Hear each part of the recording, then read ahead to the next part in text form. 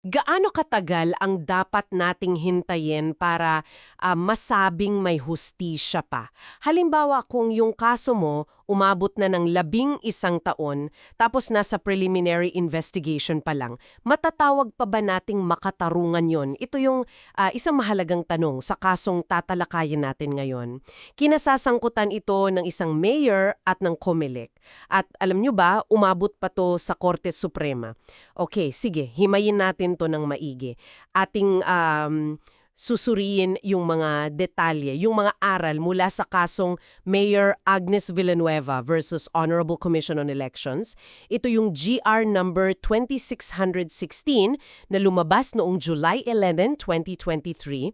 Base mismo sa desisyon ng Korte Suprema ang pag-uusapan natin. Ang misyon natin dito, maintindihan yung mga pinakaimportante talagang punto at bakit mahalaga ito para sa'yo na nakikinig. So, ang petitioner dito, si Agnes Villanueva, siya yung mayor ng Plaridel, Misamis Occidental noon. Nagsimula to lahat noong 2010.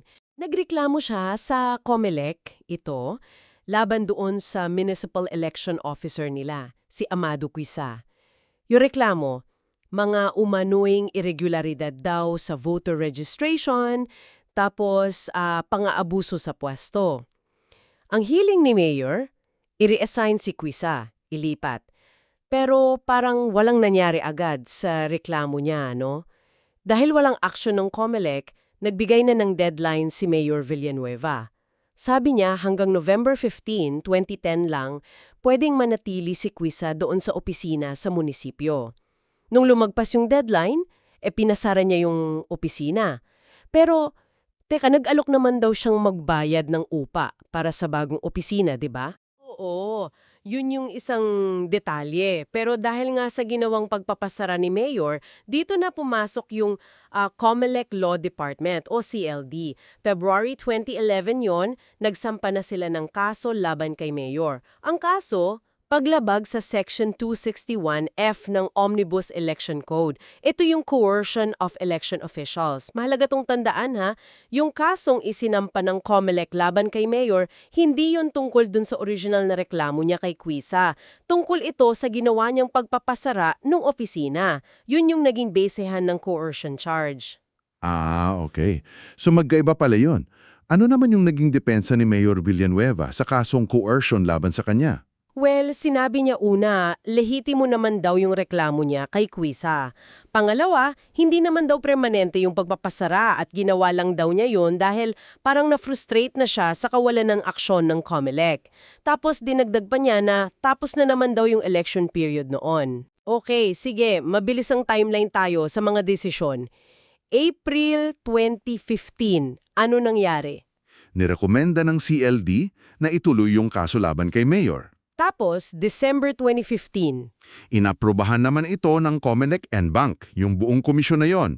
At sinabi nila, yung Section 261F, yung coercion, pwede daw mangyari kahit hindi election period, basta may kinalaman sa election duties. Dahil dito, nag-file si Villanueva ng Motion for Reconsideration or MR noong February 2016. Umaapela siya. Okay, MR filed February 2016.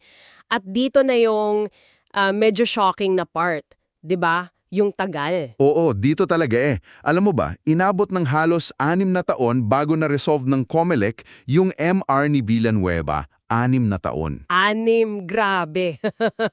January 21, 2022 lang nila deny yung MR. Dahil nga sa tagal at sa pag-deny, umakyat na si Villanueva sa Korte Suprema. Nag-file siya ng petition for certiorari. Yun yung special na apela para tingnan kung may grave abuse of discretion ba ang COMELEC. 6 na taon para sa isang MR? Grabe nga. So, pagdating sa Korte Suprema, paano nila tinimbang to? Unahin natin yung technicality. Yung timeliness daw ng petition niya. Oo, may issue doon. Kasi sabi ng korte, sa ilalim ng Rule 64, meron kang 30 days lang para umapela sa Korte Suprema mula sa pagtanggap mo ng original na desisyon ng COMELEC and Bank. Hindi daw ito nagre-reset o walang fresh period pag na-deny yung MR mo, di tulad sa Rule 65. So technically, huli na dapat yung petition ni Villanueva. Pero sabi mo kanina, pinalusot ng korte. Bakit? Pinalusot nila. Kasi nga, yung mismong COMELEC sobrang tagal din umaksyon. Doon sa MR niya, yung 6 na taon. Sabi ng korte, hindi naman makatarungan na i-dismiss yung kaso dahil lang sa technicality. Kung yung mismong COMELEC, sobrang tagal din naman, principle of equity, kumbaga. Hindi pwedeng makinabang ang COMELEC sa sarili nilang delay. Malinaw. Very interesting yung application ng equity. Ngayon, doon sa mismong issue ng coercion, yung Section 261F, anong sabi ng korte? Dito, kinatigan ng Korte Suprema ang COMELEC. Tama daw ang COMELEC na yung Section 261F ay pwedeng makomit kahit hindi election period. Ang basehan, basta yung ginagawa ng election official tulad ni Kinsa, ay may kinalaman sa kanyang election functions or duties. At yung voter registration, tuloy-tuloy naman daw yan. So, pwedeng mangyari anytime. Okay, so tama ang COMELEC sa puntong yon. Pero eto na yung pinakamalaking issue talaga, 'di ba? Yung kabuuang tagal ng proseso. Exactly. Ito yung nagpabagsak sa kaso ng COMELEC sa mata ng Korte Suprema. 11 taon. Imagine, 11 years mula nung isinampay yung reklamo ng CLD noong 2011 hanggang sa lumabas yung resolution na may probable cause noong 2022. Para sa Korte Suprema, ito ay malinaw na inordinate delay. Sobrang pagkaantala. Napakatagal daw para sa isang kaso na hindi naman daw ganun kakomplikado. At ang masama pa, walang maibigay na sapat o makatwirang paliwanag ang COMELEC kung bakit inaabot ng ganung katagal.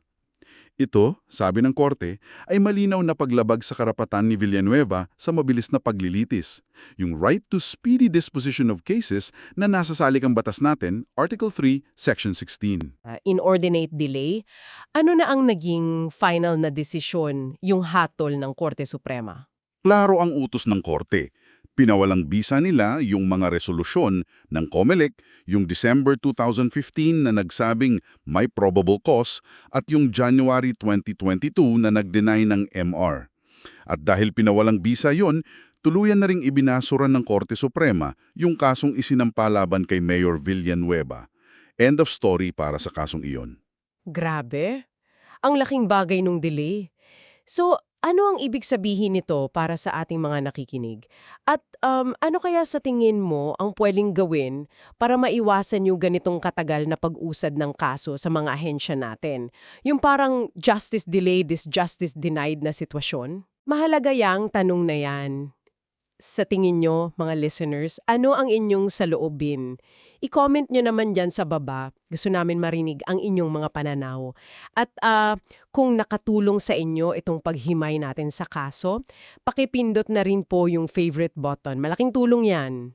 Okay, bago tayo magtapos, ibuod natin yung mga pangunahing aral o doktrina mula sa kasong Villanueva versus COMELEC. Una, right to speedy disposition of cases.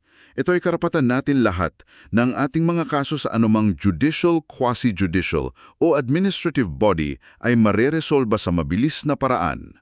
Ang sobrang delay na walang sapat na dahilan ay paglabag dito. Pangalawa, inordinate delay. Hindi lang ito simpleng pagbibilang ng taon, ha?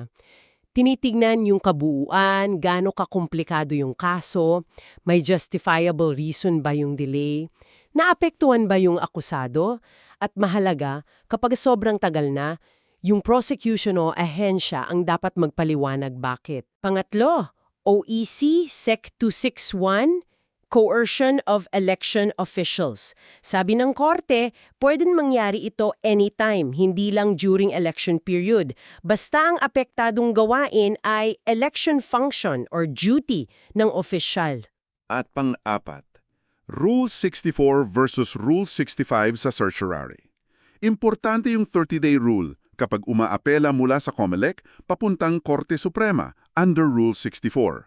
Walang fresh period room dito. Di tulad sa Rule 65. Kailangan mabilis din ang pag-apela. Talagang isang paalala ito na ang proseso ng pagkamit ng hustisya ay kasing halaga mismo ng resulta. Para sa mas marami pang ganitong pagtatalakay, mas malalim na pagsusuri sa mga mahahalagang usapin at kaso sa ating bansa, huwag kalimutang mag-subscribe dito sa The Deep Dive. Hanggang sa susunod, nating pagsisid sa kaalaman.